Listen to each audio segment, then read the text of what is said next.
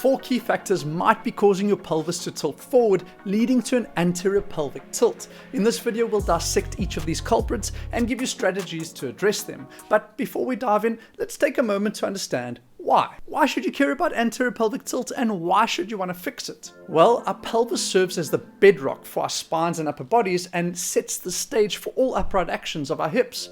So when this foundation tilts excessively forward, it's like a domino effect impacting other segments of the body. Take tight hamstrings, for instance, a common side effect of anterior pelvic tilt. This issue is due to the forward rotation of the pelvis yanking the attached hamstring into a constant state of tension.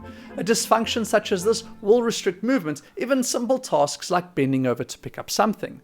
Not convinced? Let's put it to the test. Force your pelvis into an exaggerated forward tilt by sticking your butt out and arching your back. Then, maintaining this posture, attempt a hip hinge until you feel maximum tension in your hamstrings. Take note of your hip movement range. Now reset your pelvis by tensing your glutes, bracing your core as if you're preparing for an abdominal punch. Try the hip hinge again. If done correctly, you'll see a noticeable increase in range of motion before the hamstring tension sets in. Eye-opening, isn't it? Can you see why a restriction resulting from anterior pelvic tilt could be detrimental to your performance and could hike your risk of injury? Another major reason to rectify anterior pelvic tilt is the undue strain it places on our spines. The forward tilt of the pelvis forces our spine into hyperextension, compressing the spinal discs and irritating the structures on the back of the spine known as facet joints.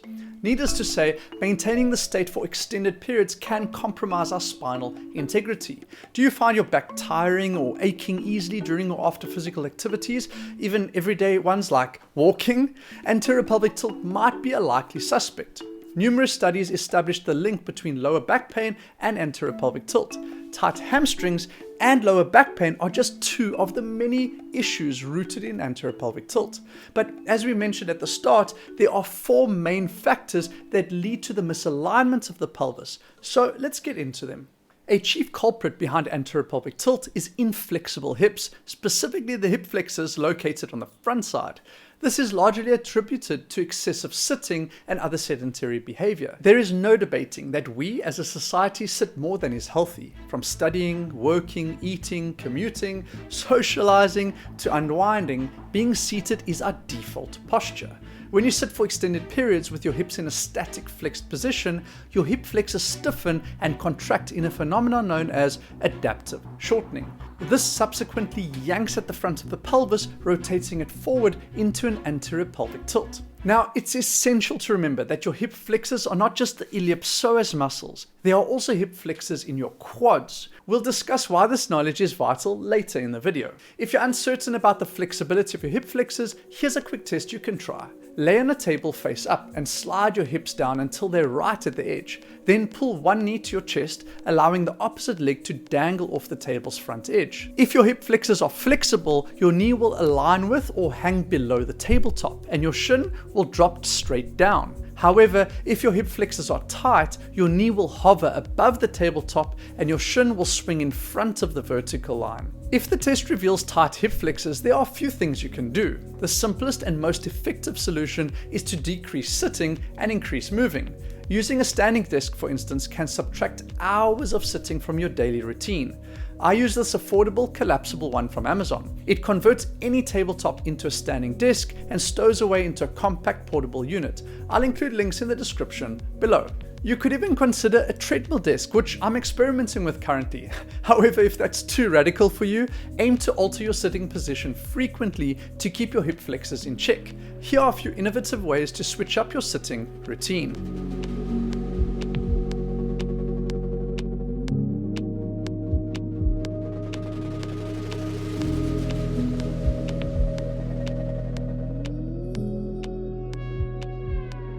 Besides reducing sitting time and regularly changing your seated position, research shows that hip flexor stretches significantly improves hip extension capabilities and anterior pelvic tilt.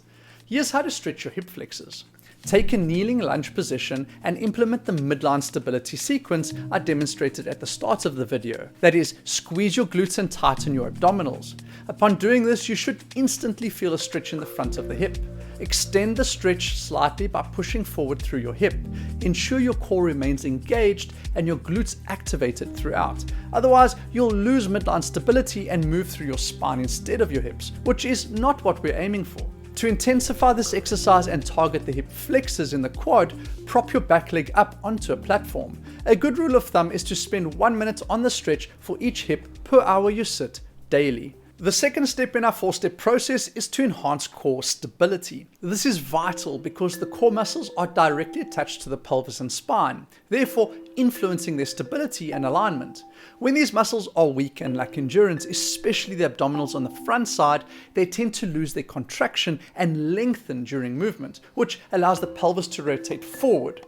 This issue is worsened when the hip flexors are tight, pulling the pelvis in the same direction. As a result, the spine tends to hyperextend, and in severe cases, you may notice the rib cage flaring. The goal is to build strength and endurance in these core stabilizing muscles so that they can maintain their contraction to ensure stability and proper alignment of the pelvis and spine during movement. This point was validated by a 2021 study which found that significantly enhancing core isometric endurance over 6 weeks considerably reduced anterior pelvic tilt in subjects. So what is isometric core endurance? This is a crucial question as it suggests the type of core exercises we should select to address anterior pelvic tilt. Isometric refers to a muscular contraction where the muscle neither lengthens nor shortens. In the case of the core, this implies a stiffening action without any movement. So exercises like sit-ups, for instance, would be unsuitable as they shorten the abdominals and cause the spine to move out of a neutral stable position. Sit-ups also activate the hip flexors, which we've already identified as being overactive in individuals with anterior pelvic tilt. Hence, making them even more active would be counterproductive. 2 exercises more suited to the goal of isometric core stability are the plank and side plank. To perform a plank, assume a push-up position, but rest on your elbows instead of your hands. The core must be braced throughout, that is, abs tight, ribcage drawn down, with the glutes squeezed. The aim is to maintain rigidity in the body's midsection without any sagging or twisting. A perfectly flat back is ideal. There's no need to hold the plank for an extended period. Instead, break each set into 6 to 8 reps of 20 to 30 second holds with 5-second rests between reps.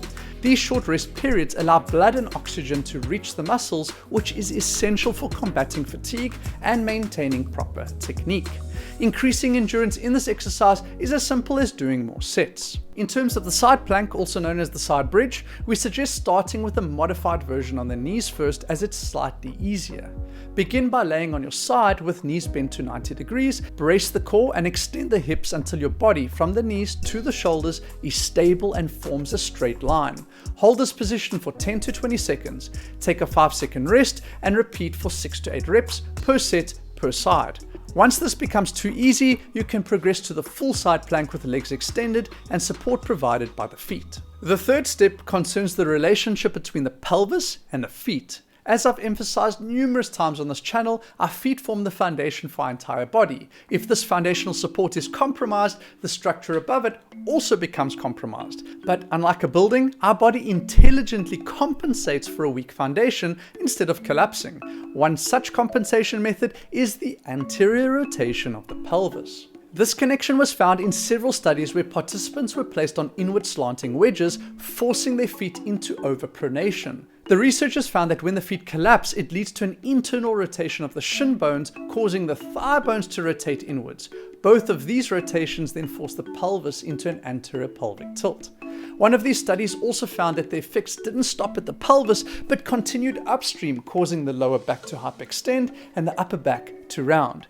These findings underline the importance of building strong feet for maintaining good posture.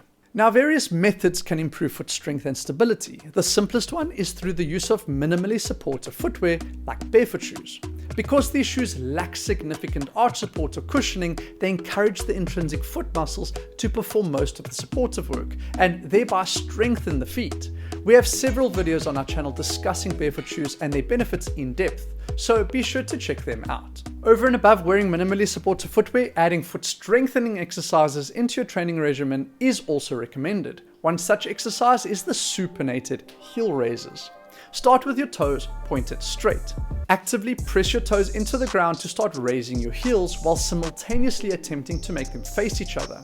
Ensure that the toes, especially the big toe, stay pressed against the ground. When I hold this position, it appears as if the foot is wound tight. This tension through the foot creates stability. From this position, lower the heels back down to the ground with control and repeat. A helpful tip is to actively squeeze your glutes as you raise your heels. This helps engage your glutes in stabilizing the lower limbs. Performing this exercise correctly, your toes will feel like they're spreading apart during each heel lift. You can initially perform this exercise with assistance, eventually progressing to do it independently. The goal is to stay balanced and in control on the descent and become strong and powerful through the foot on the ascent. So ascend quickly, pause at the top, then descend slowly. To increase difficulty, you can slow down the tempo on the descending portion of the heel raises or perform them while holding weighted objects. As you can see, my team and I are laser focused on addressing the fundamental aspects of human performance, such as building a strong physical foundation through the feet. This serves as a primary defense against injury and paves the way for continuous progression towards our physical goals. After all, how can one progress if you're constantly injured, right? So we've taken the value you get from this YouTube channel and amplified it in our classes over at the Barefoot Strength Academy. Click the link below to sample our classes and let's move better together. The final part of our 4-step anterior pelvic tilt protocol involves your choice of footwear, specifically avoiding shoes with a raised heel. A 2013 literature review on 20 studies examining the body posture changes while wearing high-heeled shoes discovered that standing in raised heels induces a forward rotation of the pelvis. Another study that analyzed the effects of wearing raised heel shoes during walking revealed that such footwear prompts the hip flexors and quads to work 23% and 200% harder respectively. Recall from step 1 that these are the muscles often found to be chronically tight in those with anterior pelvic tilt. So imagine what happens when these muscles have to work significantly harder while walking in raised heels. They become even tighter, worsening the effects of anterior pelvic tilt. Raised heels in reality serve no functional purpose in our modern lifestyle. They were originally invented in the 15th century to help soldiers' feet stay secure in stirrups while horseback riding. This practical invention later turned into a trend among royalty who wore them to appear taller and display their elevated status. This outdated trend unfortunately still persists today. The obvious solution is to avoid shoes with raised heels and instead choose flat or zero drop footwear. This design feature common to barefoot shoes is another reason I recommend them over all other types of shoes. You'll find links to the ones we've tried and tested in the description below. If you found this video helpful, do check out our deep dive in how to fix tight hamstrings here or our video on how to fix bunions here.